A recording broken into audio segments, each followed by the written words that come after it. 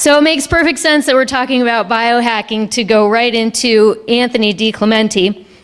Entrepreneur, that's kind of a theme here, you may have noticed. Author of the bestseller Biohacker's Guide to Upgraded Energy, and world-class expert in optimizing human health and performance. He works with pro athletes, Navy SEALs, Hollywood celebrities, and he is willing to challenge the current status quo of conventional healthcare. He's revolutionizing the path to optimal healthcare, also known as Badass Biohacker. Please welcome Anthony DiClementi.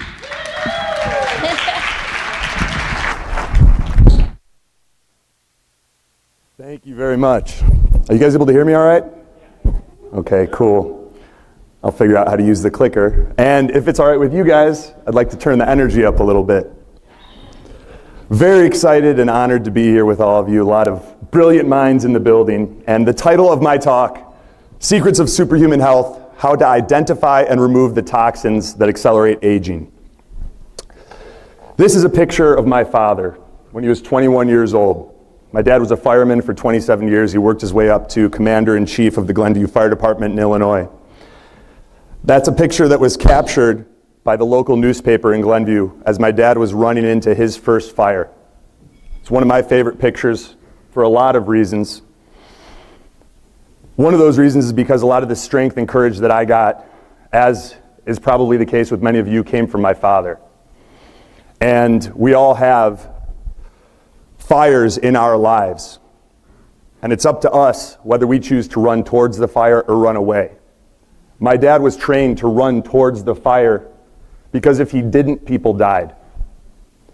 And I'd encourage you to think about how that parallels with your lives and what you do. My dad was diagnosed with Parkinson's in 2015. I moved down to Florida in 2017, and about a month later I got a call from my mom that my father wasn't doing well. And she was concerned that we were going to lose him if drastic measures were not taken. So without hesitation, I said, come on down to Florida and we'll do what we can. They'd exhausted their options with conventional medicine, and his health was continuing to decline. This is actually a picture that my parents sent out in December of 1981. I was born December 19th, 1981. I hadn't yet come into the world, so they decided to rent a monkey and put him in my place. When my dad came down, he was unable to walk from the car to the beach. He had to stop every 10 feet to catch his breath. He was doubled over and he was exhausted.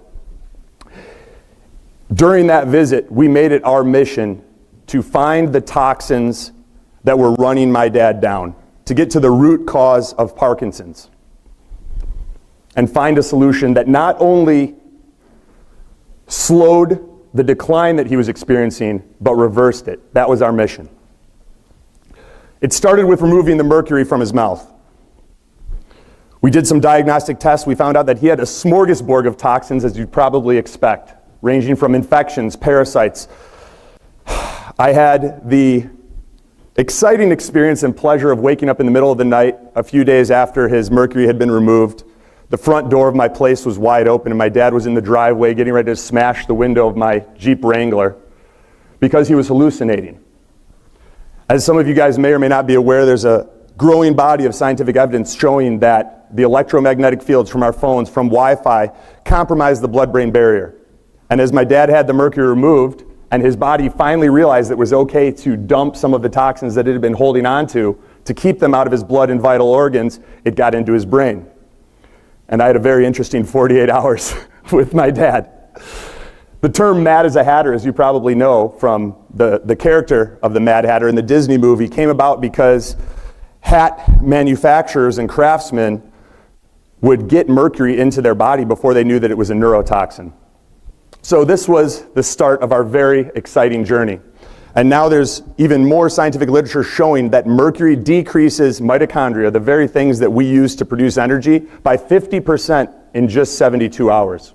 And we have these things in our mouths. So I encourage any of you to take a look in the mirror, open up your mouth, and if you have any loved ones that have not addressed this issue, to encourage them to do so, to see a biological dentist, because it made a big difference with my father. We also started looking into his genes. We found out that he has a gene known as the MTHFR mutation, where he is unable to remove mercury the way that people who don't have that gene do. So all of these things were important in us figuring out what needed to happen in order to get my dad back to a state of health.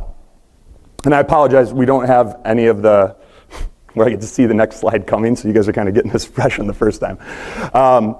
This was not an overnight thing. 5 to 10 years leading up to his diagnosis, my dad was having night terrors. He was waking up in the night screaming. We watched him go from a guy who could bench press 300 pounds when I was working out with him in high school to a guy who the muscle was falling off of his body, and he had balance issues, cognitive decline, back pain, poor endurance. It was something that we should have stepped in and intervened earlier, but we didn't. And one of the first questions that they asked shortly after his diagnosis was, did you grow up on a farm?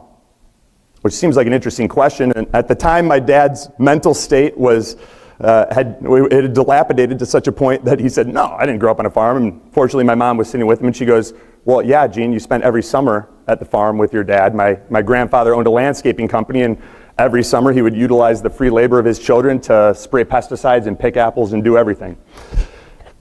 I bring that up because there's a new 2018 study that has found a 250% increased risk of Parkinson's disease in individuals that were exposed to pesticides. Now, where did this all go? From my dad coming down to Florida in October 2017. 1 week ago, my dad was in the Carolinas with 3 of his best friends, and he played 4 rounds of golf. That was last week. And I bring that up because no matter where anyone is in their life, there is always hope if we're willing to run into the fire. So who am I? I'm an author, CEO of Biohacking Secrets. We've been blessed to sell about 50,000 copies of my book, The Biohacker's Guide to Upgraded Energy and Focus. I was awarded Top Biohacker to Follow in 2017 and 2018 alongside Tim Ferriss and Dave Asprey.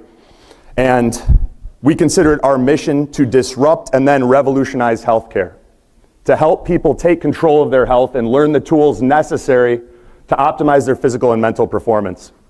I've got a podcast called The Biohacking Secrets Show. We've had on guests like the greatest big wave surfer of all time, Laird Hamilton, Joe Pizzorno, who wrote the book on functional medicine, Tony Horton from P90X, the Iceman and 26-time Guinness World Record holder Wim Hof, the professor of neurobiology at Stanford, and many more. And I've had really cool opportunities like coming down to teach Peter Thiel, the founder of PayPal, his doctor, alongside other people, some of the things that we're doing to achieve the quote-unquote impossible. But in 2011, I was on my own deathbed. And after seeing 12 doctors and them not having any answers for me, I took it upon myself. I took responsibility for my own health. And I said, if no one is going to figure this out, I'm a smart enough guy where if I can't find a solution in hours of scouring the internet, I can't expect a physician to find it in a 15-minute appointment. I had been outsourcing the most vital assets, the most important assets that we all have, my mind and body. I'd been expecting someone else to solve my problems for me. And after seeing those 12 doctors and hearing the same thing over and over and over again, there's nothing wrong with you. I took responsibility for my own health and I started biohacking. And slowly but surely, as I started looking for those toxins, the things at the root cause of all of this, I started finding solutions.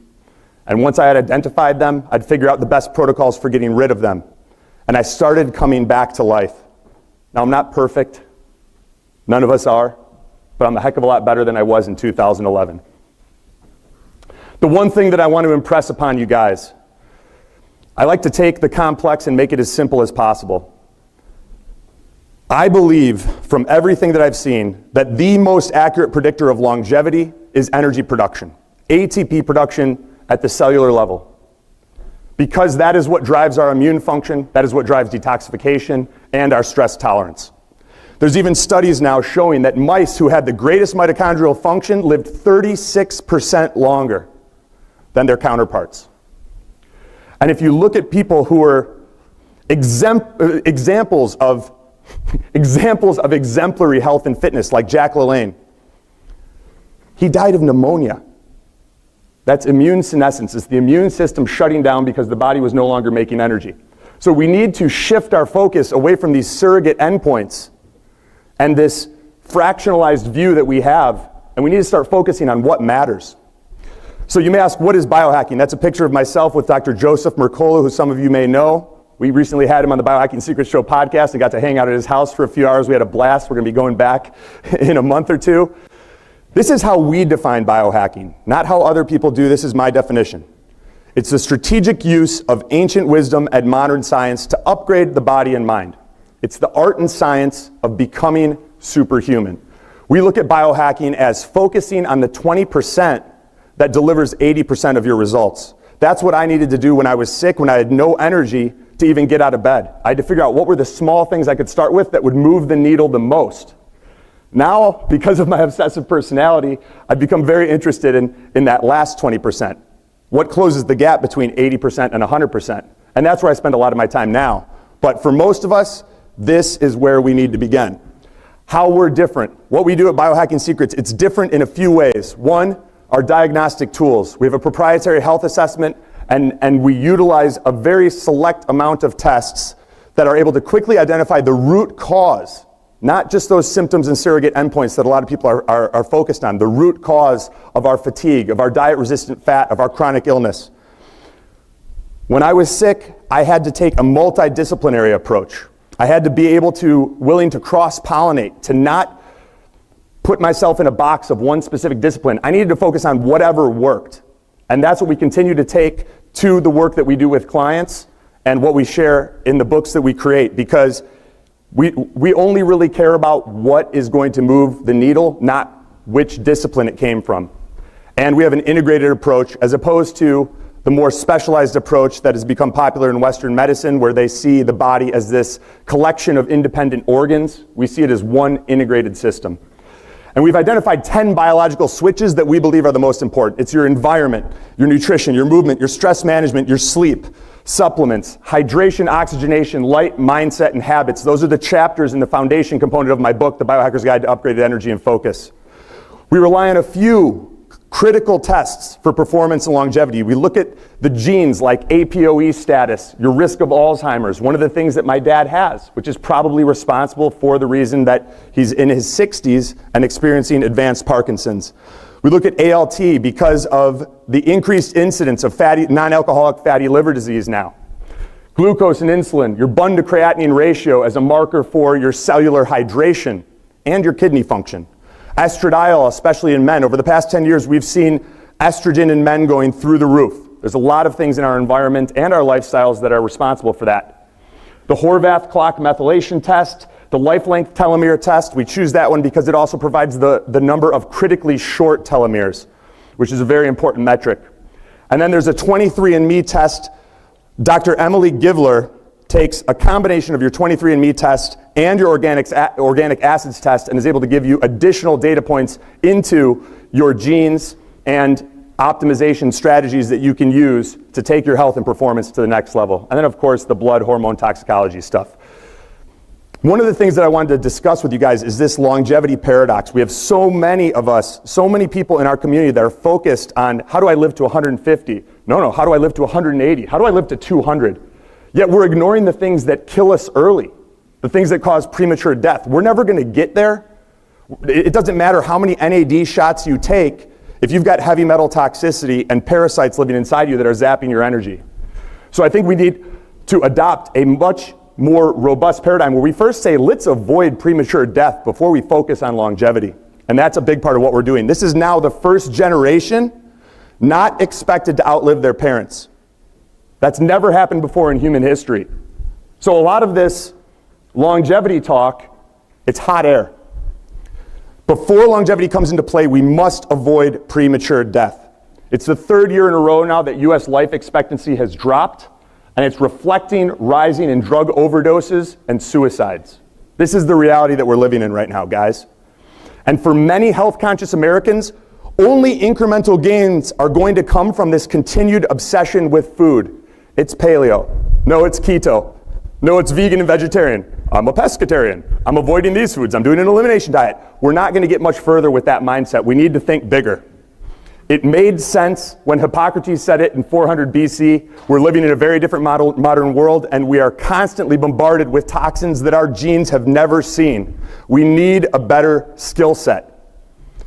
Exponential gains will come by way of learning to identify the toxicities and deficiencies responsible for our symptoms, for our clients' symptoms, for the symptoms of our mothers and our fathers, our brothers and our sisters, and then learning the most effective protocols to correct them.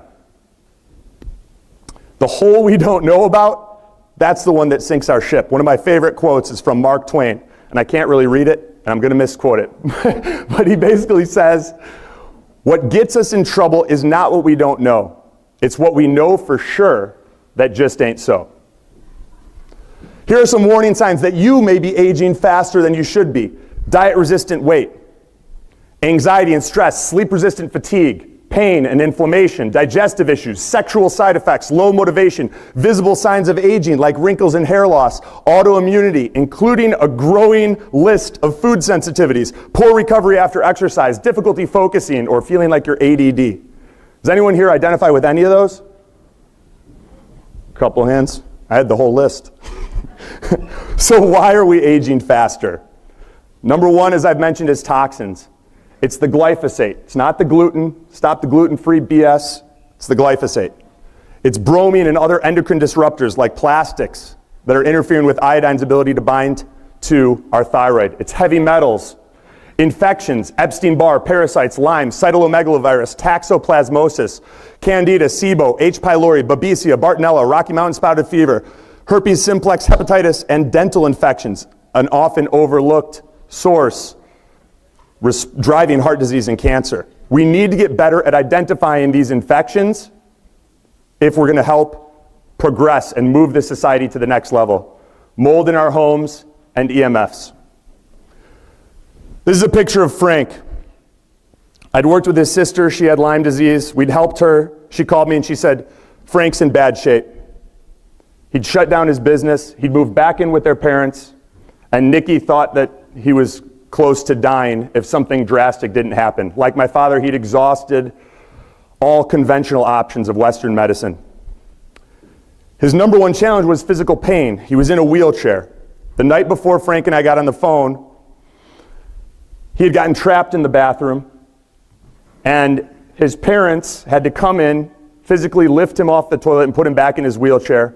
But the pain of those wheels hitting the grout in between the tiles of his bathroom floor was so much that he couldn't even be pushed back to bed. He had to spend the night in the bathroom. That's where he was at. What we found with Frank: autoimmunity, candida, Lyme, small intestinal bacterial overgrowth, parasites, low stomach acid and enzyme production, dysbiosis, EMF sensitivity, or just a lot of EMFs, heavy metal toxicity, and mitochondrial dysfunction. This is Frank after. 9 months after. Same guy. That's after he finished a jog in Mexico. There's a long list of some of the things that helped Frank: kill protocols, ozone, daily walks outside, meditation, cold exposure, sunlight, coffee enemas, grounding, interacting with friends and social, mostly ketogenic diet, getting proper sleep quality and duration, massage, modafinil to help him break through the fatigue early on. He he came to Biohacking Week and was on crutches. He did a 10-minute plank and beat every other guy there. And I go, Frank, how the F did you just do that? He goes, you want to know the truth? And I go, yeah. And he goes, I'm microdosing LSD. I'm seeing fractals. I burst out laughing. I've got to keep it real with you guys. Certain B vitamins that addressed genetic issues, infrared sauna and acupuncture. Problem number 2, chronic stress. This state of sympathetic dominance where our nervous system is constantly turned on and the resulting cortisol dysregulation that occurs. So I realize technically a number of these are also toxins, but I put it in this order for ease of communication. Immunogenic and allergenic foods. Foods that you're sensitive to that you don't realize are activating your sympathetic nervous system. Electromagnetic fields, Wi-Fi, cell phones being the 2 big sources. Information overload. It's like impossible to disconnect now. Trading real-world relationships for social media. Overworking and overtraining. We're more connected yet more lonely than ever before. And as you see in this article, which has a number of studies backing it up, the risk of teen depression and suicide is now linked to smartphone use. A Harvard study, a meta-analysis that recently came out, found social relationships have twice the impact on longevity as exercising regularly and maintaining a healthy body weight combined. This is a picture of myself, Drew Canoli from Organifi, my man and VP of Biohacking Secrets, Carrie over there, and Danette May at Mike Geary's place in Utah, having a blast.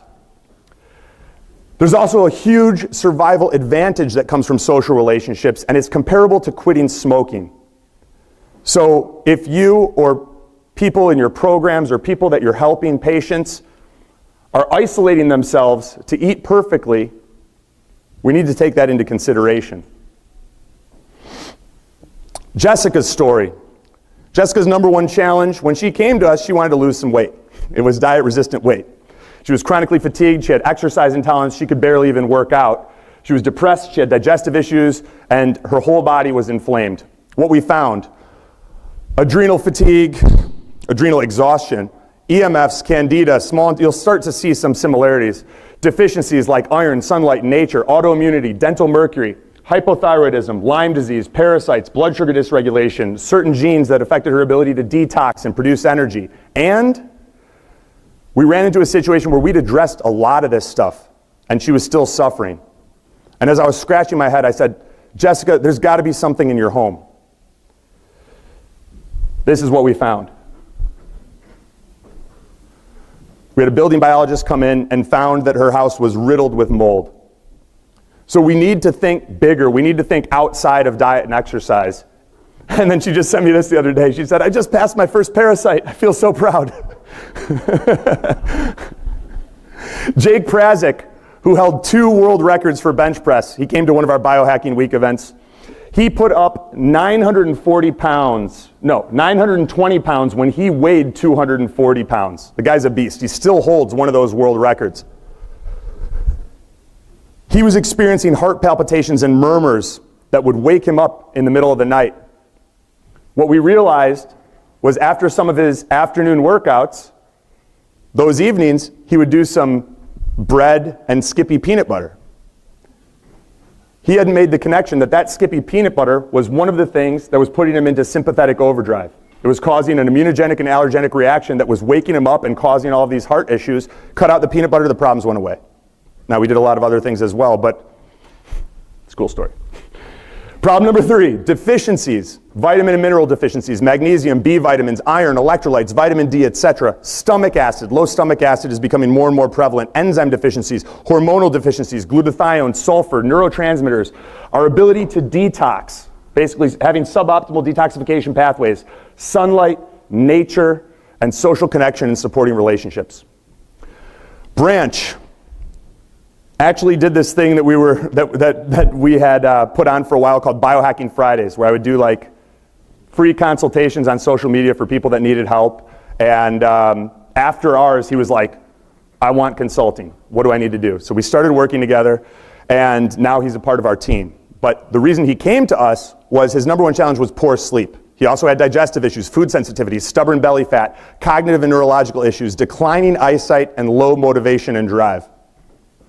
What we found, EMFs, it's a big one. If you're not looking for that, start. It affects everything. Dr. Diedrich Klingart, who's one of the world's foremost Lyme literate practitioners, won't even see clients now unless they've already reduced their EMF exposure by switching from Wi-Fi to Ethernet, cut their cell phone use, cut their laptop use, because it interferes with progress to that degree. And I know it's not a popular topic, but we need to open up our minds to it and open up our eyes to it. Deficiencies, low testosterone, early signs of neurodegenerative disease, mitochondrial dysfunction, heavy metal toxicity, mold toxicity, parasites, candida. He had a cornucopia of things as well. Well, after we made a few changes, reduced those EMFs, we got a 218% increase in deep sleep. That's the before and after. You can see the deep sleep here. This is from the Oura Ring, 39 minutes of deep sleep to an hour and 25 minutes. These are the changes that can happen, and they're measurable and they're trackable. Improved his eyesight by 2 prescriptions. His optometrist asked him, "What are you doing?" He said, "I can't tell you." He said, "I need to know." And he's like, "I'm doing morning sun gazing." Just leave that one with you. I don't recommend it unless it's done correctly. 150% increase in testosterone, naturally. Not hormone replacement therapy bullshit, naturally. Theirs is before 497, recently 745. That's all I have for you guys. The one thing that I want to say in closing is this. Look for the fires in your life. The knee-jerk reaction and what most people do is they run from them. But it's a choice. And make no mistake about it, we are at war. There are people and organizations in power that would love nothing more than to see you, your mothers, your fathers, your brothers, and your sisters die a slow and expensive death. And there are people in this room fighting the war right now. Thank you.